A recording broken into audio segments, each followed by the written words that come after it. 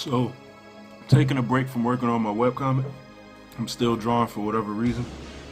I just recently, what am I talking about? I just recently watched the documentary on the WWE Network, the WWE Untold special on the first Hell in a Cell match and Kane's debut. I think it's literally called "That's Gotta Be Kane." That's gotta be Kane. So for whatever reason, I'm about to draw Kane. I don't know how. I'm just spitballing a stupid sketch right now, but we'll see how it comes out. I'm gonna try as best I can to talk while I'm doing this. I'll probably end up getting quiet at certain points just because I'm trying to concentrate so much, but bear with me. We'll see how this goes. And if you like stuff like this, I may do like occasionally draw like this more often, but we'll see what happens. I don't do this very much simply because it's so difficult for me to like draw and talk at the same time. That's pretty much the reason why I record my YouTube videos and talk about sort of what I'm like doing or what my thought process was when I was drawing it after the fact, simply because I can't like draw and talk at the same time. It's like the hardest thing in the world for me.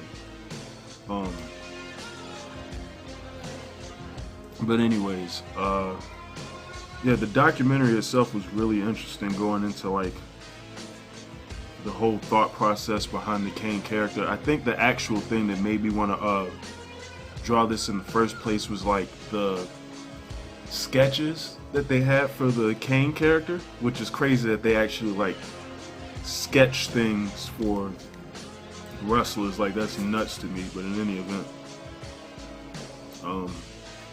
they had sketches for Kane, and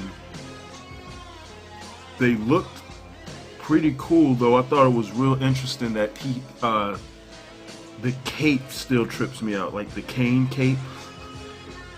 And it's even crazier knowing like and I got a story after this, but like he actually like wrestled, I think, one match in like Madison Square Garden shortly after his debut in '97 with the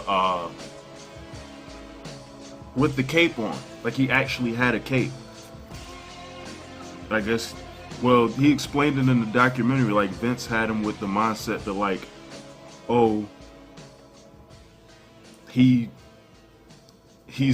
shattered mentally, so he's like trying to compensate by trying to make himself into like a superhero. Which, okay. It's like, I don't know how Vince came up with that, but whatever, that's why he's Vince.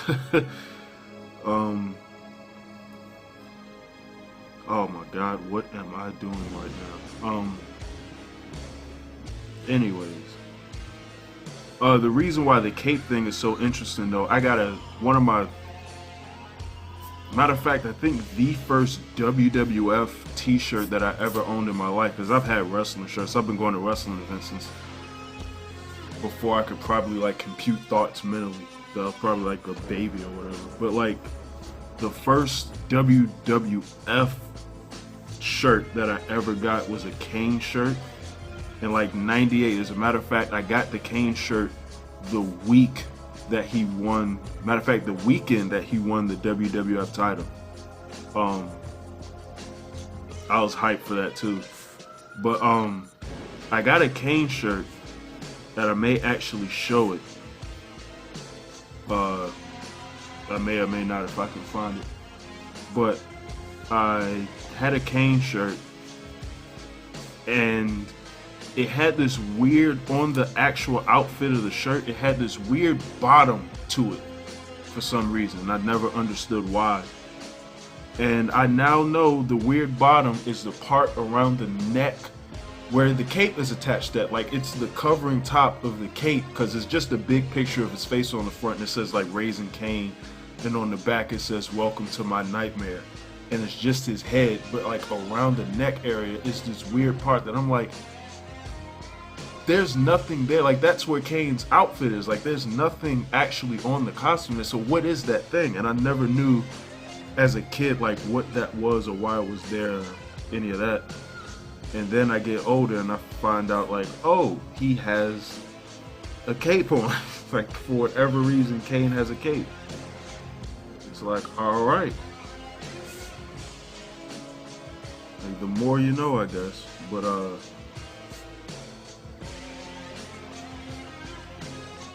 yeah, interesting stuff. It's a very good documentary. And it's also nice to see documentaries with like Kane or The Undertaker. Especially The Undertaker doesn't do them very often, and I don't know why they have a bunch of them now on the network where The Undertaker's talking by phone. So I don't know what's going on there, which, who knows.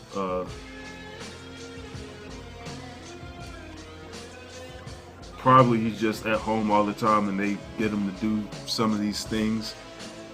And he's just like, alright, I'll just call in. Like, I don't...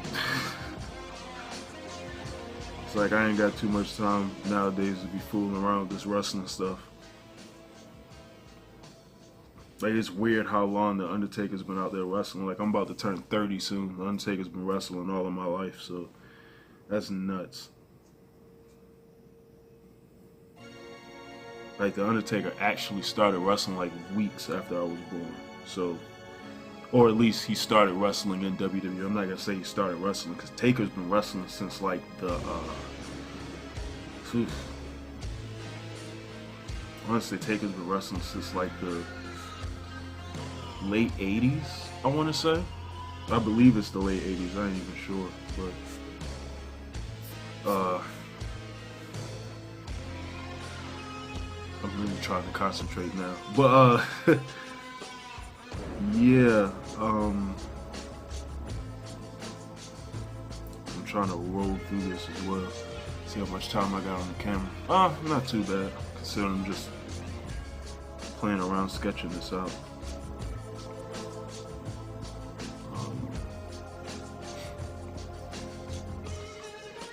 And if you wonder, like, if I keep like moving or anything like this and looking like off to the side, I'm looking at a Kane picture for reference. Not trying to entirely just try to do this off my brain, but yeah, we'll see what we get when I finish this.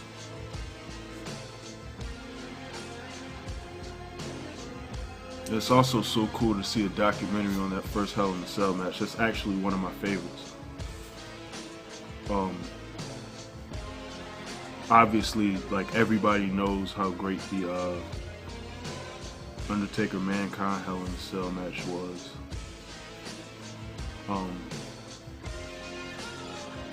It's like, I even love the Shawn Michaels Triple H Hell in a Cell from, I think, ironically, Bad Blood, but this was 2000 and I believe 3. I could be wrong, but I think it was 2003 that this one took place.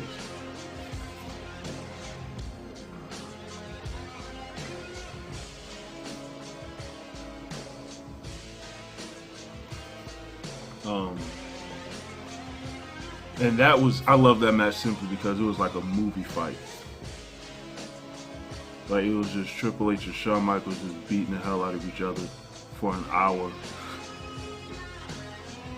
Which was nuts. I think to this day it's like the longest Hell in a Cell in history. And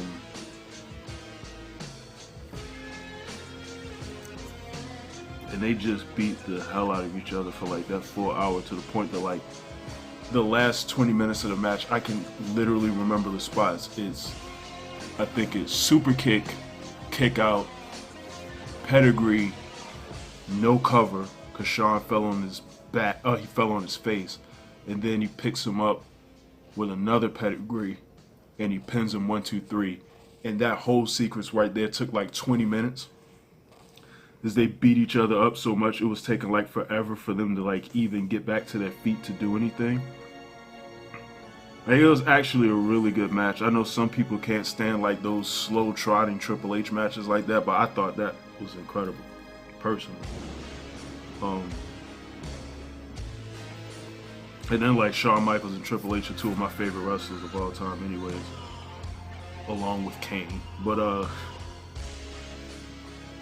Yeah, I thought that match was awesome. Actually, that night I believe Kane wrestled Chris Benoit for the World Heavyweight title, and I so wanted Kane to win the title. Of course he doesn't, because why would Kane ever win? Let's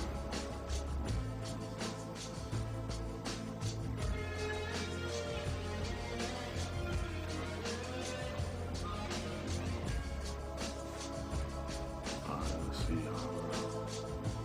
Where my head on this.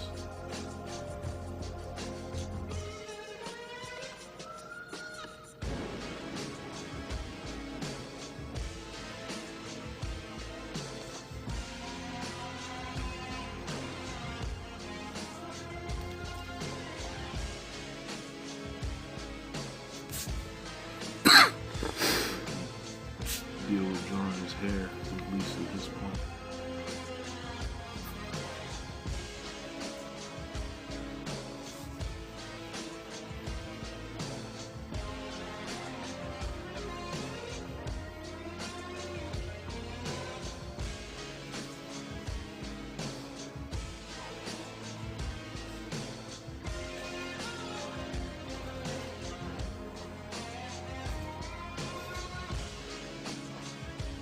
Alright, I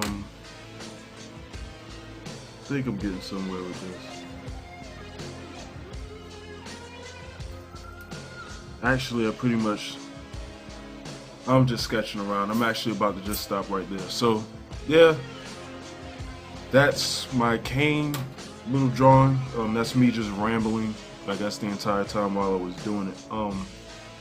I think I'm gonna stop right there and then come back either in the next day or so. I'm gonna try to get this out tomorrow and go ahead and paint this, see what it looks like. So at some point when I get through working on my webcomic or whatever, I'll go ahead and paint this picture, show it off to you guys, and y'all let me know what you think when you see it. And while you're at it, let me know what you think about this sketch right here, for whatever it's worth. But yeah, I'm about to find something else to do with my time right now. And you all have a good one, and I'm out.